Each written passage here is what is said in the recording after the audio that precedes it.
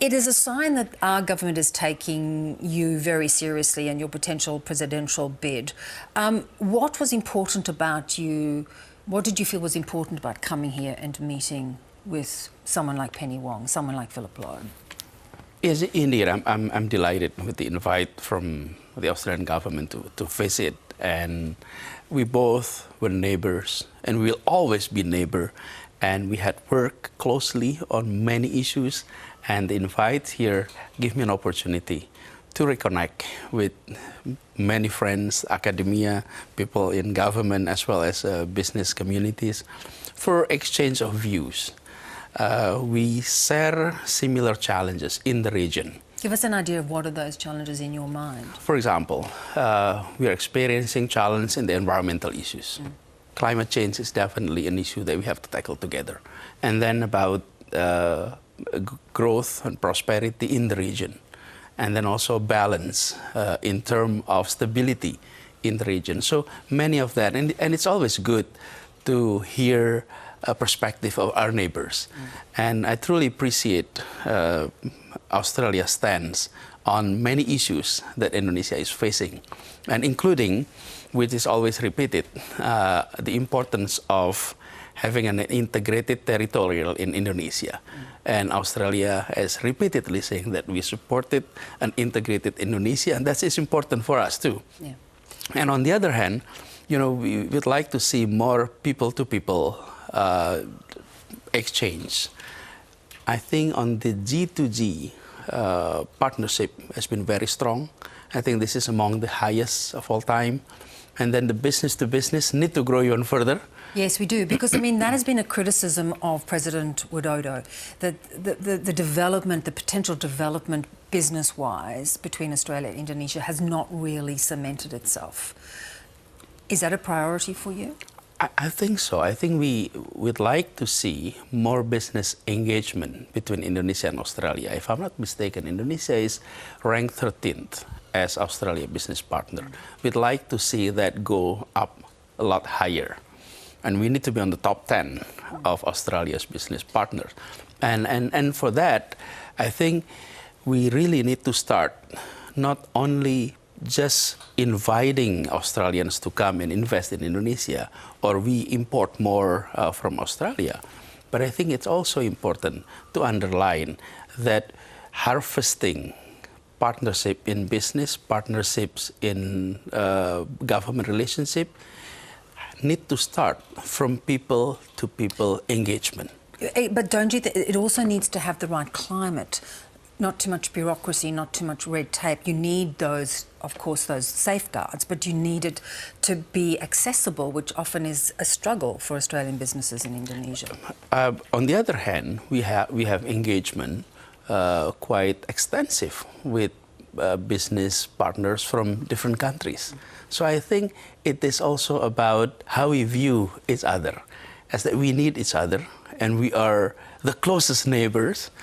For Australia, Indonesia is the closest to the north, and for us, whenever we're looking to southeast, it's Australia. And I think the feeling of closeness need to be strengthened. And I think that is the area which, based on our conversation in Sydney, in Canberra, and today, I believe that is the message that we need to echo even louder. Let's talk a little bit about the divisiveness of politics in recent years. We see it still going on in America, awful divisiveness. We had a period here in Australia which seems to be easing a little bit.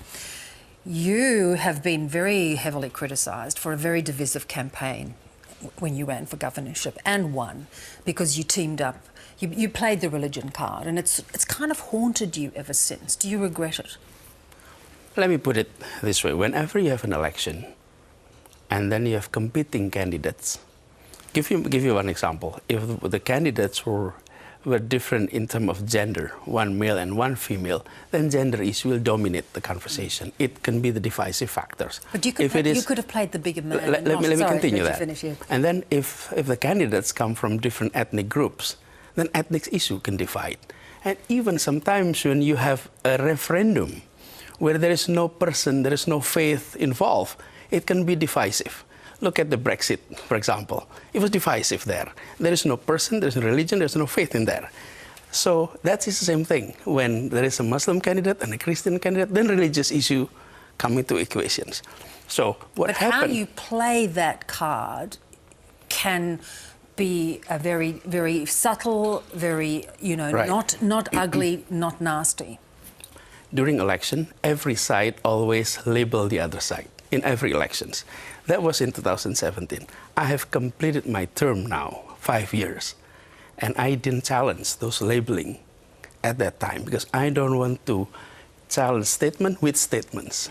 So what I did is I worked 5 years in Jakarta and truly provide equal opportunity, equal treatments to all religious groups and any religious group. And in fact, we created the feeling of stability, the feeling of peace in Jakarta. And now it's all completed. So I'm inviting everyone to judge me not based on assumption, but on based your on record. So in this, you've got the backing of 3 considerable parties. One, again, is a conservative Islamist group, Islamist party. Do you undertake not to go down that path again? Will you try and keep religion out of your presidential bid? And it has been proven that I may have support from various different groups. Yeah. But when it comes to making decisions, I have priorities based on 4 things. 1 is principle of equality. Number 2 is public interest. Number 3 is common sense. And number 4 is law, rules, and regulations. So it's not about who supported you, but how you make decision when you're in office. Yeah. And I have gone through 5 years of service, and I think we did it according to those principles. That does not automatically reflect who supported you, but the principle is reflected in the policy. So there was nothing owed to that support, is what you're saying? And that's exactly the point. Sometimes you assume that if you're supported by this group and that group, then you will be acting not according to the principle of equality, the common sense, public interest, or also rules and regulations. And I have gone through 5 years proving that we can do that. So therefore, looking to the future... Yes. What are those 4 things? How are you going to bring those 4 things into play? What are the issues you see in this coming election? It's several things. But number 1, we're happy with the economic growth that we are experiencing, despite the fact that we had serious contraction during COVID, which every country across the globe is experiencing. However, we need to improve the quality of our growth. What does it mean? It means growth is reflected in the numbers, the percentage of growth. But that does not reflect the distribution of that growth. Our economy has been centralized in Java and also northern coastal of Java especially. What we'd like to do is to expand into regions of Indonesia.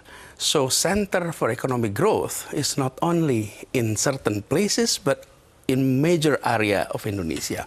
So equality is something that we would like to address in the area of economic development, in the area of education, which matters a lot. If quality of education is happening across Indonesia, so parents don't have to send their kids to major cities in Java for quality educations.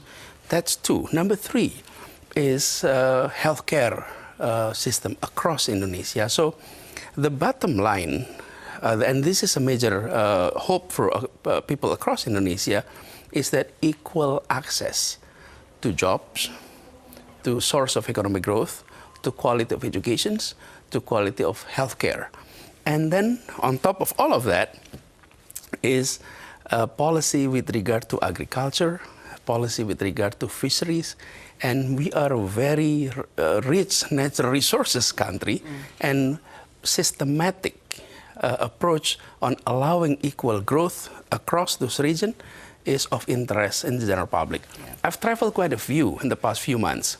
I ended my term in October, and since then I travel a lot, and people were saying we're happy with the economic growth, but we would like to see more distributions aspect of that, so that household across Indonesia will experience growth the way the national level growth is being reflected in the statistics. Better send it across the board. Let's go.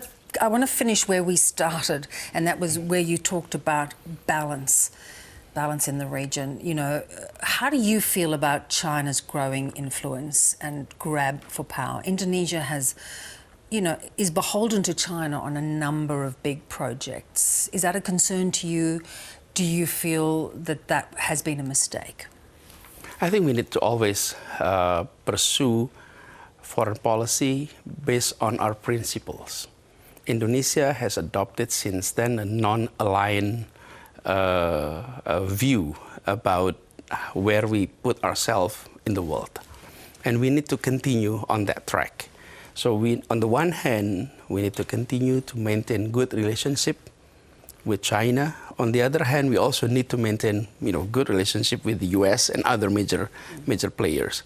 And what we'd like to see is for all parties, especially in the region of Southeast Asia, to continue upholding the fact that Southeast Asia has been peaceful for more than 50 years. This is a region where tensions were absent in the past 50 years. But no longer. But we do hope it is continue to be that way, because it is very important for everyone in the regions. So Australia... So as President, would you play a greater international role that hasn't been I think so. Indonesia needs to play more active roles in the international arena, and that we need to be active based on our principles. So foreign policy does not always reflect more transactional approach, meaning it is not only about how much money foreign countries are coming into us.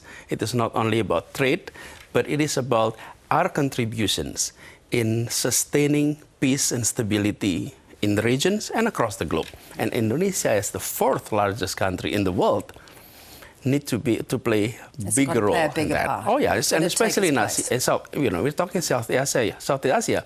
We're almost 40% of the population in Southeast Asia. So we definitely need to be a little bit assertive and more active.